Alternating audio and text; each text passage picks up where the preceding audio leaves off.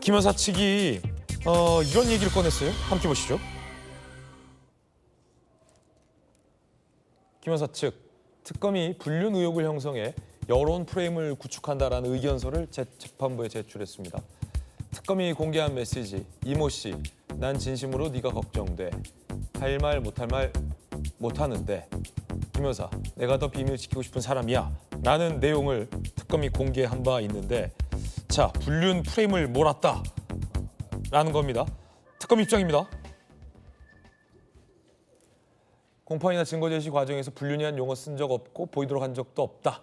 양 변호사님 어떻게 보십니까? 특검이 김건희 씨가 불륜을 했거나 부정행위를 했다고 저는 언급한 걸 들은 적이 없습니다. 저건 이제 다른 어떤 한 언론에 의해서 저런 김건희 씨가 다른 남성과 이제 주고받은 메시지가 이제 공개가 되면서 이제 여론이라든가 국민들이 아시게 된 내용인데요.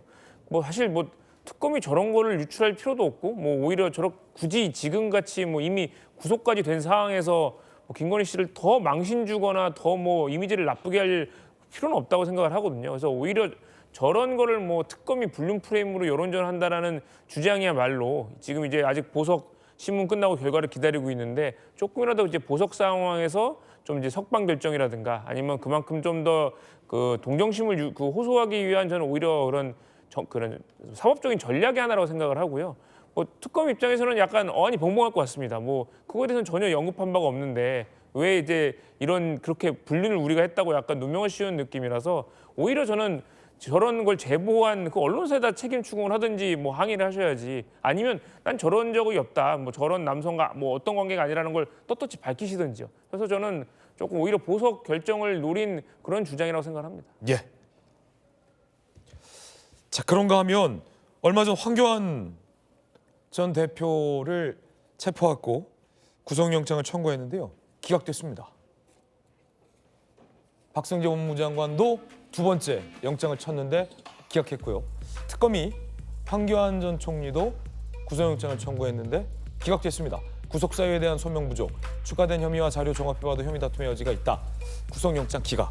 그러니까 사실은 김우식 교수님, 예. 황교안 전 대표가 주장한 내용의 적절 여부와는 별개로, 그렇죠. 네. 과연 어떤 일종의 정치 사안에 대한 발언들로 체포 후 구속이 과연 온당하냐라는 어떤 법리적인 그럼요. 논란은 일었잖아요. 근데 그에 대해서 지금 내란 특검은 이건 구속감이다라고 영장을 청구한 거고 법원은 기각한 거예요. 어떻게 보십니까? 그러니까 이만큼 우리나라가 굉장히 안정적인 사법 시스템을 가지고 있어요. 그러니까 황교안 전 총리 같은 경우 사실 그분의 주장에 제가 전적으로 동의하지 않습니다. 그러나 이제 지금 내란 특검에서는 저분을 콕 찍어가지고 제가 볼 때 아까 우리 주지인 의원이 말한 것처럼 본보기 처벌하고 싶은 거예요.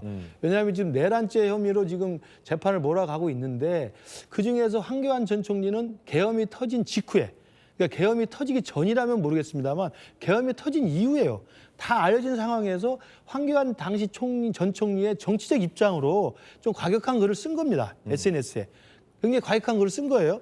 그러나 그렇게 과격한 글을 썼다는 이유만으로 내란 선동 혐의라고 해서 구속까지 할 정도면요, 그 당시에 대한민국의 계엄을 잘했다고 생각하는 사람이 제가 볼 때 수십만 년 될 겁니다. 또 저한테 그렇게 문자 보낸 사람도 수백 명이 돼요. 그럼 그런 분들 다 똑같은 내란을 지지했다는 이유만으로, 계엄을 지지했다는 이유만으로 그럼 다 구속시킬 겁니까? 안 되는 거거든요. 그러니까 저는 황교안 전 총리의 주장이 옳지 않다고 생각하고, 또 법무장관까지 하신 분인데 체포영장을 집행하는데 집에서 이렇게 거부하는 것도 제가 옳지 않다고 생각합니다만, 그렇다고 해서 특검이라는 데가 저 정도의 공신력이 있고 그다음에 그 비중이 있는 사람한테 그런 과격한 주장을 했다는 이유만으로 내란 선동 혐의로 구속을 시킨다는 것은요, 전 두 가지에서 저는 법리적으로 잘 모르지만 헷갈리는 게, 지금 내란 혐의라는 것을 재판을 진행 중이고 내란이라는 게 확정된 게 하나도 없잖아요. 계엄이라는 게 잘못된다는 이야기는 다 하지만 이게 내란이었다고 누가 지금 확정한 적이 있습니까? 없어요. 근데 내란 선동이라는 이야기로 저분을 구속한다는 건 너무 오버한 거고요. 두 번째로는 그러한 글을 썼다는 이유로 하는 것은 자유민주주의에 대한 정말 입막음입니다. 그렇지 않겠어요? 내가 그분들 주장을 동의하는 게 절대 아닙니다. 그러나 사상의 자유가 있고 표현의 자유가 있는 겁니다. 그런 걸 턱 집어가지고 너는 본보기로 한번 처벌할게 라고 하면 법원에서 판사들이 볼 때도 황당하죠.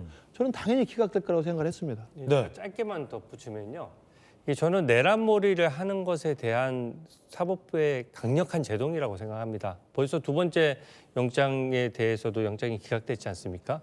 근데 지금 이번 정부에서 민주당이 매번 모든 의원들이 입만 열면은 내란해서 또 지금 내란 세력이 잔존하고 있고 내란이 또 일어날 수 있다라고 얘기해서 시중에서는 내란무새라는 말까지 하거든요. 내란 앵무새처럼 계속 내란 얘기만 하는데 이재명 정부 아닙니까?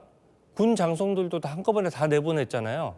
그리고 이재명 정부에서 다 고위직들을 다 임명했는데 지금 현재 무슨 내란 위험성이 있습니까? 저는 그런 것에 대해서 내란이라는 그 단어를 넣어서 일반적인 국민들까지 탄압하는 것에 대해서 법원이 강력히 제동을 걸었고 이것을 넘어서서 계속 특검이 오버하면은 더 큰 역풍을 받게 될 것이라는 말씀을 드립니다. 박정호 의원님.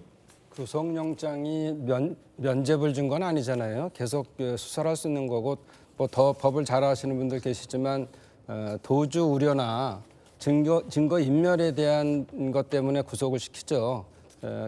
이것이 뭐 기각되고 그런 건 아니고 계속적으로 기소를 해서 진행을 할 거고요. 그동안 객관적인 증거들은 많이 쌓였기 때문에 특검에서 저렇게 한 거 아니겠어요? 지금 저런 부분들 법원에서 판단하는 것은 다퉈볼 여지가 있다와 소명 부족이잖아요. 그러니까 앞으로도 더 다퉈봐야 되는 것이고 꼭 구속까지는 필요 없지만 앞으로 이거 내란에 가담했는지 안 했는지는 결국 법원이 판단할 거라 이렇게 봅니다. 네.